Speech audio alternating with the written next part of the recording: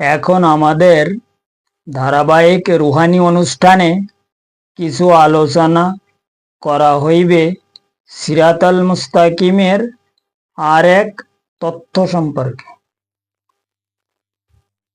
এবং সেই তথ্য হইল সিরাতাল মুস্তাকিমের রাস্তায় চলার উপায় কি, তাহার সঠিক হাকিকত সম্পর্কে। কারণ উক্ত রুহানি বিষয়কে যদি সঠিক দলিল প্রমাণ সহ উপলব্ধি করিতে সক্ষম হওয়া যায়, তবে বর্তমান জামানার প্রত্যেক মানব গোষ্ঠী উক্ত সিরাতাল মুস্তাকিমের সেই রুহানি রাস্তায় চলার জন্য অবশ্যই সক্ষম অর্জন করিবে ইনশাআল্লাহ তাআলা। এবং সেই সাথে সাথে উক্ত সিরাতাল মুস্তাকিমের রুহানি এলেম সম্পর্কে প্রত্যেক ব্যক্তির আরো এলেম অর্জন হইবে। কারণ প্রত্যেক মানব দেহর এই সিনার বাম সাইডে যে লতিফায় কলব রয়েছে, এই কলবকে সবাল করিয়া, এই কলবকে প্রথমে তো লতিফায় নফসের কবজা হইতে উদ্ধার করিতে হইবে। এরপরে যে এই কলবের কলব সবাল হবে, সবাল হওয়ার পরে তখন সিরাতাল মুস্তাকিমের রাস্তায় চলা যায়। এবং সিরাতাল মুস্তাকিমের রাস্তায় চলার জন্য উপায়, আজকের যে বিষয় হইল সিরাতাল মুস্তাকিমের রাস্তায় চলার উপায় কি, এর একমাত্র উপায় সম্পর্কে সেই মহান আল্লাহ পাক ইরশাদ ফরমায়া, ওয়ামাই ইউমিন বিল্লাহি ইয়াহাদি কলবাহু। অর্থাৎ সেই মহান বারে এলাহি ইরশাদ ফরমায়া মানব গোষ্ঠীগণকে, যে যাহারা আমার সঠিক জাতের ওসিলায় আমার প্রতি ঈমান স্থাপন করিয়া, আমার প্রতি সঠিক ঈমান স্থাপন করিয়া, মতলব আমার দিনকে গ্রহণ করে, তখন আমি তাহাদের দিল কিংবা কলবকে হেদায়েত হইবার জন্য আমার হাকিকি রাস্তায় আমি খোদ পরিচালনা করি। তো এই আয়াতে যে হাকিকি রাস্তার উনি যে পরিচালনা করে দিল এবং কলবকে, এই আয়াতের মধ্যে উনি যে মতলব ইরশাদ ফরমায়া মানব গোষ্ঠীকে, এই রাস্তা হইল সিরাতাল মুস্তাকিমের সেই রাস্তা। এবং এই রাস্তায় চলার জন্য এই রাস্তার যিনি মালিক তাহার সঙ্গে লাগবে। সে যখনই সঙ্গে থাকবে তখন এই রাস্তায় চলা যাবে, নচেত এই রাস্তায় চলা কোনো মতে সম্ভব না। কারণ কোনো ব্যক্তি যদি কোনো গাড়িতে কোনো জায়গায় চলতে যায়, তা তার তো গাড়ি চালাবার যদি শক্তি না থাকে, তো একজন ড্রাইভার দরকার। এবং ওই ড্রাইভার চালায় আর সে চুপচাপ বসে যায়। ঠিক তদ্রূপ অনুযায়ী এখানে এই মতলব সূরা তাগাবুনের 11 নম্বর আয়াতে সেই মহান আল্লাহ পাক এই কথা ফরমায় যে তোমরা আমার সঠিক জাতের ওসিলা গ্রহণ করো, গ্রহণ করিয়া আমার প্রতি ঈমান স্থাপন করো, তখন আমি তোমাদের চলার ব্যবস্থা মতলব আমি খোদ হইয়া যাব। তো এই সিরাতাল মুস্তাকিমের রাস্তার মালিক হইল সেই আল্লাহ পাক খোদ। সেই মহান আল্লাহ পাক যখন আমাদের সঙ্গে থাকবে, তখন তো সিরাতাল মুস্তাকিমের রাস্তায় চলার আর কোনো অসুবিধা নেই। কিন্তু তাহাকে সঙ্গে রাখার জন্য আবার এবং তিনি থাকার জন্য যে শর্তগুলো রয়েছে, এই শর্ত তো প্রথমে পুরা করতে হবে না, এবং যে সত্য সম্পর্কে উনি এই আয়াতে ফরমায়া ওয়ামাই ইউদলিল ওয়ামাই ইউমিম বিল্লাহি ইয়াহাদি কলবাহ, এই যে সূরায়ে তাগাবুনের মধ্যে উনি যে কলব সম্পর্কে এবং এই ইয়া হাদি কা মতলব হচ্ছে যারা এই রাস্তায় চলা ব্যক্তি, যারা হচ্ছে কলবি রাস্তার মতলব আহলে বায়াত প্রাপ্ত বান্দা, তাদেরকে বলা হয়েছে ইয়া হাদি। এই ব্যক্তি যখন তাহার সঠিক জাতের ওসিলায় তাহার এই রাস্তায় চলার জন্য মতলব কি বলে নিয়ম সিস্টেম নিয়ন্ত্রণ করিতে পারে, তখন তিনি খোদ তাহার সঙ্গে হইবে।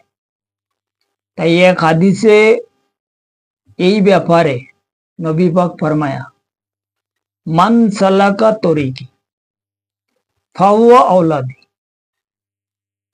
এখন আল্লাহ পাকের প্রথম জাত হচ্ছে কেটা? সরকারে দু আলম। আর সরকারে দু আলমের জানারা জাত মানে ওনার আহলে বায়েত, এনারে হচ্ছে তরিকাপন্থী মানুষ।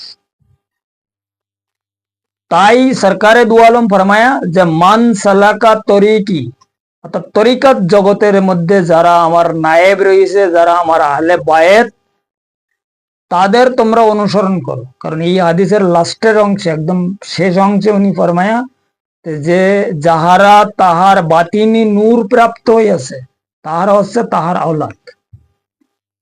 এই মতলব রাস্তায় চলার জন্য সরকারে দু আলম সালাতুসাল্লামের আওলাদের বা ওনার নায়েবের ওসিলা দরকার হবে।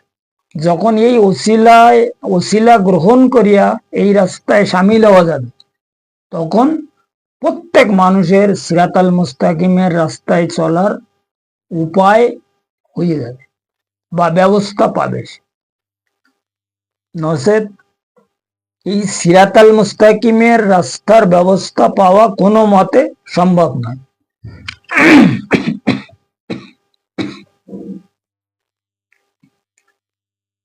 কারণ আমাদের এই দিলের ওপরে যে একটা বিরাট সমস্যা রয়েছে, এই ব্যাপারে কিন্তু আমরা আদৌ কোনো খোঁজ খবর রাখি। যে মানব দেহর দিলের ওপরে শয়তান যে এমন ভাবে একটা আক্রমণ করিয়া বসিয়ে আছে, বা প্রত্যেক মানব দেহর দিলের মধ্যে শয়তানের খলিফা লতিফায় নফসের শয়তান ঢুকাই রেখেছে, এই সম্পর্কে কড়া লোক জানে। মানুষটি যে সির্ফ অতদূর পর্যন্ত জানে যে প্রত্যেক ব্যক্তির মধ্যে একজন শয়তান রয়েছে। কারণ হুজুর পাক এক হাদিসে ফরমায় না যে যখন একজন আদম সন্তান পয়দা হয় তার সঙ্গে একজন শয়তানও পয়দা হয়। তো যখন আদম সন্তান একজন ভূমিষ্ঠ হচ্ছে, তা ওই সাথে একজন শয়তানও ভূমিষ্ঠ হচ্ছে। এই যে শয়তান আমাদের মধ্যে রয়েছে, তা আমাদের মধ্যে যে শয়তান গোষ্ঠীত রয়েছে, সে কোন জায়গায় রয়েছে, কোন স্থানে রয়েছে, কিভাবে সে আমাদের ক্ষতি করতেছে, এ ব্যাপারে আজ পর্যন্ত আসলে কিন্তু খুব কম লোক বোঝা পড়ার চিন্তা ভাবনা করে। এই ব্যাপারটা হচ্ছে মেন সিরাতাল মুস্তাকিমের রাস্তায় চলার উপায়। যখন শয়তানের খলিফা লতিফায় নফসের আমাদের দেহর মধ্যে চলাফেরা বা থাকার গন্তব্য স্থানকে আমরা নির্ণয় বা করতে সক্ষম হব, তখনই এই রাস্তা চলা যাবে এবং এই রাস্তার চলার সঠিক ব্যবস্থা পাওয়া যায়। নচেত ওই কেবল ওই খালি ঘুরতে থাকতে হবে, আর কেবল মুখ জবানের মাধ্যমে আমরা এই আইটেম করতে থাকবো যে আমরা তরিকাপন্থী মানুষ, আমরা তরিকা করতেছি, আমরা করতেছি, আমরা তা করতেছি। এইখানে সমস্যা হচ্ছে দুইটা, একটা হচ্ছে দিল আর একটা হচ্ছে কলব। দিল হচ্ছে গোশের টুকরা, আর ওই দিলের মধ্যে যে রুহুর আকার হয়েছে তার নাম হচ্ছে লতিফায়ে কলব। এই দিলের সঙ্গে আসলে কোনো সম্পর্ক না সিরাতাল মুস্তাকিমের, সম্পর্ক হচ্ছে কলবের সঙ্গে। এখানে কিছু লোক মতলব এই এই দিল নিয়ে ছুটে বেড়াচ্ছে, এই গোশের টুকরা যেটা এটা খালি এরকম লাফাচ্ছে। তো তারা মনে করছে আমাদের কলব চালু হয়ে গেছে, এই নিয়ে তারা একটা বিরাট আনন্দের মধ্যে রয়েছে। কারণ এই গোশের টুকরা যেটা যেটা গোশের টুকরা, এই টুকরা হইল কেবল গোশের টুকরা, প্রত্যেক জীব জানোয়ারের মধ্যে রয়েছে, প্রত্যেক বস্তুর মধ্যে রয়েছে, যারা মানে প্রাণী, এই দিল। কিন্তু কলব মানব জাত ছাড়া, মানব গোষ্ঠী ছাড়া আর অন্য কারোর কোনো জাতের মধ্যে নেই, এমনকি জিনের মধ্যেও কলব নেই। যে কারণে তো জিন জান্নাতে যেতে পারবে না, কারণ কলব যাদের মধ্যে নেই তারা জান্নাতের অধিকারী না। এখন এখানে মেন ব্যাপারটা ঠিকভাবে বোঝা গেল যে সিরাতাল মুস্তাকিমের রাস্তায় চলতে হলে দিলের মধ্যে যে কলব আছে এর প্রকাশ করতে হবে, আর এবং এর প্রকাশ করার জন্য একজন সুশিক্ষিত ব্রিগেড লাগবে, গাইডার লাগবে, সুশিক্ষিত। তো সুশিক্ষিত গাইডার কারা? যারা সরকারে দু আলম সালাতুসালামের নায়েব বা ওনার আওলাদ, ইনারা হচ্ছে আল্লাহ পাকের আসল জাত। তাই এই আয়াতে মতলব কোরআন শরীফের 61 নম্বর সূরা 11 নম্বর আয়াত, 61 নম্বর সূরার 11 নম্বর আয়াতে আল্লাহ মানুষের খুলে খুলে বলিতেছে, ওমাই ইউমিন বিল্লাহি ইয়াহাদি কলবাহু। কারণ কলবের সমস্যা সম্পর্কে সমাধান করতে হইলে আমার জাতের মাধ্যমে তোমাদের প্রকাশ্য আমার ওসিলা দরকার আছে। সূরা ফাত্তার মধ্যে উনি পরিষ্কার বলেছে যে সে হাত তার হাত না, ও হাত আমার হাত। সূরা ফাত্তার 10 নম্বর আয়াতে বলা রয়েছে। এখন সিরাতাল মুস্তাকিমের রাস্তায় চলতে হলে এই রাস্তার যিনি খোদ মালিক, তিনি যখন সঙ্গে থাকবে তখন এই রাস্তায় চলা যাবে, নচেত এই রাস্তায় চলা কোনো মতে সম্ভব না। কারণ এই রাস্তার যিনি শত্রু সে তো পান পেতে বসে আছে। যখন তারও মালিক তিনি, সেই মহান আল্লাহ পাক, তো যখন এই মালিক সঙ্গে থাকবে তখন ওখানে ও শয়তান কিভাবে বসে থাকবে, আর ও রাস্তা ও কিভাবে বন্ধ করবে? ওর কোনো বন্ধ করার ক্ষমতাই নেই। এই জন্যই এই সিরাতাল মুস্তাকিমের রাস্তায় চলতে হলে বা সিরাতাল মুস্তাকিমের রাস্তা বোঝার জন্য, চলার জন্য কামেল মুর্শিদের অবশ্য দরকার। কামেল মুর্শিদ ছাড়া কেউ আল্লাহর সঠিক সহযোগিতা পাবে না। আর যতক্ষণ পর্যন্ত আল্লাহর সহযোগিতা না পাবে ততক্ষণ পর্যন্ত এই রাস্তায় চলা কারোর পক্ষে সম্ভব না। এই হইল সিরাতাল মুস্তাকিমের রুহানি রাস্তায় চলার একমাত্র উপায়। এই উপায় সম্পর্কে কোরআন হাদিসে পরিষ্কারভাবে বিভিন্ন জায়গায় বিভিন্ন কায়দায় বলা রয়েছে। কারণ যার মাধ্যমে যেন মানব গোষ্ঠী মুক্তি পাইতে পারে এবং এই কলব সওয়াল করিয়া কমসে কম শেষ বিচার দিবসে তার সামনে খাড়া হতে পারে। আর শেষ বিচার দিবসে খাড়া হবার একমাত্র চাবিকাঠি হইল কলবে সেলিম, যে সম্পর্কে উনি পরিষ্কার বলিতেছে, ইয়াউমা লা ইয়ানফাউ মালু ওয়ালা বানুনা ইল্লা মান আতাল্লাহা বিকলবিন সেলিম। এই সেলিম ছাড়া, কলবে সেলিম ছাড়া কোনো ব্যক্তি মুক্তির রাস্তা কোনো সমাজ জন্য পাবে না। তাই ব্যক্তি যতই চিন্তা ভাবনা করুক না কেন, ও সারে চিন্তা বিলকুল বৃথা, ও চিন্তা কোনো কাজে আসবে না যতক্ষণ পর্যন্ত এই কলবে রাস্তা খোলা না যাবে। এই যে আমরা এত আমল আজকার ইবাদত বন্দিগিরি যা কিছু করতেছি, কি যে আমরা আমল নামায় গিয়ে পাবো কিনা আমাদের কোনো মতে ভরসাই নেই।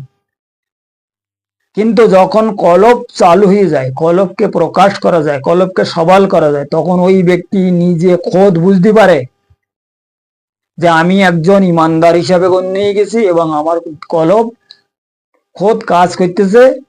আমি যদি এখন মরু যাই, এ কলব সারা জীবন কাজ করতে থাকবে, কারণ রুহু কোনো সময় মারে না, আর কলব আছে আল্লাহর একটা রুহু। এই হলো সিরাতাল মুস্তাকিমের রাস্তায় চলার আরো এক বিশাল তত্ত্ব। যাই হোক, এ তত্ত্ব সম্পর্কে আজকের আলোচনা এই পর্যন্ত রাখা হইল।